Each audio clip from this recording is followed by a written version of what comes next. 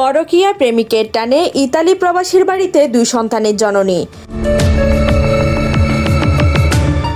মাদারীপুর জেলার রাজৌর উপজেলার খুরশিদপুর ইউনিয়নে ইতালি প্রবাসী রঞ্জিত মণ্ডলের বাড়িতে গিয়ে উঠেছেন 2 সন্তানের জননী।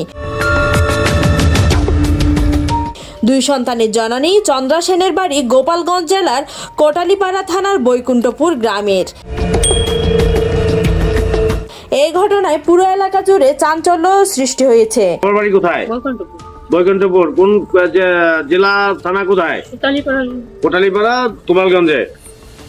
তা আপনার সাথে ফেসবুকে পরিচিত, সে কারণে আপনি প্রেমের টানে চলে আসলেন, এই তো? জানতেন যে পরিবারের লোক বিয়ে আছে, বাবান আছে, এগুলো জানতেন? হ্যাঁ, আচ্ছা, তাহলে আপনি চলে আসলেন, বেশ ভালো। তা আপনি আসছেন কবে?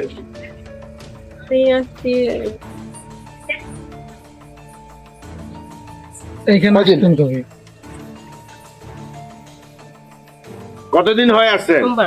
সোমবার আসছেন। গতকালকে রাত্রে আসছি। আপনি বললেন সোমবার, আজকে কি বার? আজকে বৃহস্পতিবার, সোমবার, মঙ্গল, বুধ, বৃহস্পতি, 3 দিন যাবত আসছেন। 3 দিন আপনার কাছে।